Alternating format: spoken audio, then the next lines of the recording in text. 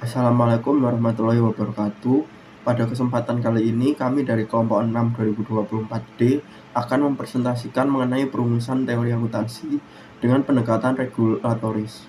Baik, sebelum memasuki ke materi, perkenalkan anggota kelompok kami ada Rafael Dianwega dengan 3 digit NIM terakhir 070, Zahra Nazila Faiza dengan 3 digit NIM terakhir 097, Farihatur Rizkia dengan 3 digit NIM terakhir 100, Felisa Berliana Putri dengan 3 digit NIM terakhir 169, dan Kurotul Aini dengan 3 digit NIM terakhir 197.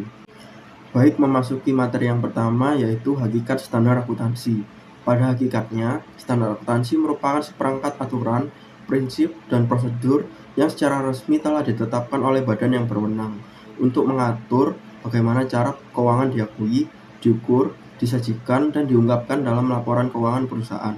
Standar akuntansi dibentuk berdasarkan kerangka konseptual agar menghasilkan laporan keuangan yang seragam, dapat dibandingkan, dan mampu menyajikan informasi yang relevan serta andal bagi para penggunanya. Selanjutnya yakni peran dan kedudukan standar akuntansi. Standar akuntansi itu berfungsi sebagai pedoman utama dalam penerapan praktik akuntansi serta dasar dalam melakukan penilaian kewajaran laporan keuangan perusahaan. Standar tersebut tidak hanya aturan teknis saja, melainkan hasil kesepakatan profesional yang mempertimbangkan aspek teori, praktik, dan kepentingan berbagai pihak. Oleh karena itu, standar akuntansi itu bersifat dinamis dan dapat direvisi agar tetap relevan sekaligus dapat menjaga kualitas pelaporan keuangan. Selanjutnya yakni pengguna laporan keuangan. Penyusunan standar akuntansi itu sangat dipengaruhi oleh kebutuhan para penggunanya yang terbagi menjadi dua kelompok besar. Yang pertama ada pengguna langsung dan ada pengguna tidak langsung. Pengguna langsung itu seperti pihak-pihak dengan kepentingan finansial nyata seperti pemilik saham, kreditor, dan manajemen. Sedangkan pengguna tidak langsung itu seperti analisis keuangan, otoritas regulasi, hingga masyarakat umum. Selanjutnya yakni jenis laporan keuangan. Dalam hal ini jenis laporan keuangan itu secara garis besar dibagi menjadi dua, yakni laporan keuangan bertujuan umum dan laporan keuangan bertujuan khusus. Laporan keuangan yang bertujuan umum itu digunakan untuk memenuhi kebutuhan informasi mayoritas pengguna. Sedangkan laporan keuangan bertujuan khusus itu dirancang secara spesifik sesuai dengan tekanan atau kebutuhan kelompok tertentu agar tujuan informasi mereka itu terpenuhi secara mendalam. Selanjutnya yaitu konsep dan perkembangan standar akuntansi. Standar akuntansi adalah sebuah kerangka konseptual yang mencakup konvensi, peraturan, dan prosedur yang telah disahkan oleh lembaga resmi. Di Indonesia, standar ini berkembang dari Prinsip Akuntansi Indonesia atau PAI menjadi Standar Akuntansi Keuangan atau SAK yang kini dikenal sebagai PSAK di bawah naungan Ikatan Akuntan Indonesia atau IAI. Selanjutnya yaitu dinamika perkembangan standar akuntansi di Amerika. Perkembangan standar akuntansi di Amerika awalnya dipengaruhi oleh manajemen perusahaan. Kemudian pemerintah dan organisasi profesi juga ikut berperan hingga akhirnya dipengaruhi juga oleh faktor politik dan ekonomi. Standar tersebut terus berkembang untuk melindungi investor serta membuat laporan keuangan agar lebih transparan. Selanjutnya yaitu tahapan perkembangan standar akuntansi di Amerika. Tahap pertama tahun 1900 hingga 1933. Pada tahap ini disebut sebagai kurun waktu kontribusi manajemen karena proses penyusunan laporan keuangan sangat dipengaruhi oleh manajemen. Selanjutnya tahap kedua tahun 1933 hingga 1959. Tahap ini disebut sebagai tahap kontribusi institusi karena terdapat pembentukan Securities and Exchange Commission atau SEC, serta terdapat campur tangan pemerintah dalam mengatur pasar modal dan pelaporan keuangan. Meskipun SEC memiliki kewenangan hukum untuk menetapkan standar akuntansi sendiri, mereka lebih memilih untuk mendukung dan bekerja sama dengan FASB. SEC bertindak sebagai pengawas untuk memastikan bahwa setiap perusahaan publik memberikan pengungkapan informasi yang memadai bagi investor melalui berbagai regulasi hukum seperti Securities Act dan Investment Company Act. Tahapan perkembangan standar akuntansi di Amerika pada tahap ketiga yakni pada tahun 1959 hingga 1973. Tahap ini disebut sebagai tahap kontribusi profesional karena terdapat organisasi profesi yang berperan dalam penyusunan standar akuntansi. Awalnya, American Institute of Certified Public Accountants atau AICPA membentuk Committee on Accounting Procedure atau CAP yang mengeluarkan buletin penelitian. Namun, karena pendekatan CAP dianggap terlalu pragmatis, dibentuklah Accounting Principle Board atau APB pada tahun 1959. APB bertujuan untuk memberikan opini tertulis mengenai prinsip akuntansi. Namun, lembaga ini akhirnya dibubarkan pada tahun 1973 dikarenakan dianggap gagal mengembangkan kerangka konseptual yang memadai serta lambat dalam merespon isu-isu akuntansi baru seperti masalah leasing dan merger. Selanjutnya, pada tahap keempat, tahapan perkembangan standar akuntansi di Amerika yaitu tahun 1973 hingga saat ini. Tahap ini disebut sebagai politisasi akuntansi karena FASB telah menetapkan standar akuntansi berbasis kerangka konseptual. Selain itu, penyusunan standar akuntansi mulai dipengaruhi oleh kepentingan ekonomi dan politik. FASB bersifat lebih independen dan otoritatif karena anggotanya tidak hanya berasal dari kalangan akuntan publik, tetapi juga dari sektor industri, pemerintah, dan akademisi.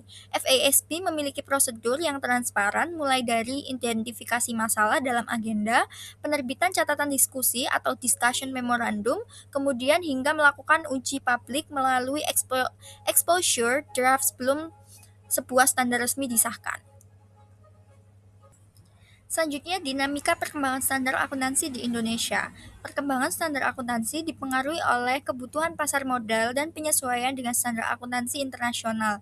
Di Indonesia, standar akuntansi disusun oleh Ikatan Akuntan Indonesia atau IAI. Materi selanjutnya ada perubahan standar akuntansi di Indonesia. Yang pertama ada prinsip akuntansi Indonesia pada tahun 1973. Jadi prinsip akuntansi Indonesia atau PAI merupakan standar akuntansi yang pertama yang ditetapkan oleh IAI dan dijadikan sebagai pedoman dalam penyusunan laporan keuangan. Yang kedua ada prinsip akuntansi Indonesia pada tahun 1984. Nah, prinsip akuntansi Indonesia yang ini merupakan hasil penyempurnaan dari PAI pada tahun 1973 untuk menyesuaikan dengan perkembangan praktik akuntansi yang ada di Indonesia. Yang terakhir ada standar akuntansi keuangan pada tahun 1984. Nah, PAI tadi itu diubah menjadi standar akuntansi keuangan atau SAK dan diterbitkan dalam bentuk pernyataan standar akuntansi keuangan atau PSAK sebagai bentuk harmonisasi dengan standar akuntansi internasional. Dalam perumusan teori akuntansi dengan pendekatan regulatoris, penetapan standar akuntansi tidak pernah sepenuhnya netral. Pembuatan suatu standar bisa memberikan manfaat bagi sebagian pihak, namun sekaligus merugikan pihak yang lain. Hal ini mencerminkan adanya pilihan sosial, di mana penyusun standar harus mengakomodasi kepentingan yang beragam. Karena itulah, proses penyusunan standar sering menyerupai proses politik, dengan tujuan mencari legitimasi dan keseimbangan kepentingan. Ada tujuan penetapan standar. Yang pertama, menciptakan kesejahteraan sosial atau social welfare. Jadi, standar ditetapkan untuk menghasilkan manfaat ekonomi yang lebih besar bagi masyarakat secara keseluruhan, meskipun mungkin ada pihak yang dirugikan. Yang kedua, menjamin keadilan dan keseimbangan kepentingan. Jadi, standar ini tuh mengakomodasi berbagai kepentingan secara adil, bukan hanya menguntungkan kelompok tertentu. Tujuan yang ketiga adalah menghasilkan informasi yang andal dan bermanfaat. Jadi, standar harus memastikan laporan keuangan itu relevan, transparan, dan dapat digunakan untuk pengambilan keputusan ekonomi. Yang keempat, mengurangi konflik dan asimetri informasi. Jadi, dengan adanya aturan yang jelas dan seragam, peluang manipulasi itu dapat ditekan atau diminimalisasi. Yang terakhir, memberikan legitimasi dan kepastian hukum. Jadi, melalui proses formal yang dilakukan oleh lembaga seperti International Accounting Standards Board atau Dewan Standar Akuntansi Keuangan, standar memiliki dasar yang sah dan dapat diterima publik. Baik, selanjutnya kita bahas mengenai berbagai pendekatan regulatoris yang terbagi menjadi 3 pendekatan.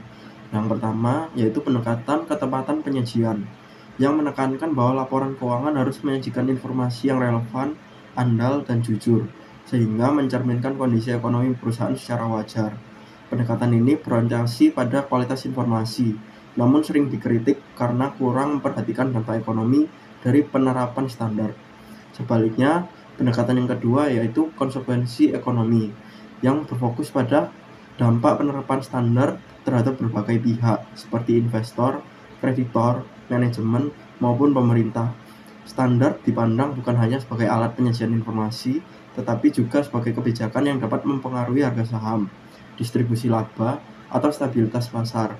Pendekatan ini lebih pragmatis, namun beresiko menurunkan kualitas informasi karena terlalu kompromitis terhadap kepentingan tertentu.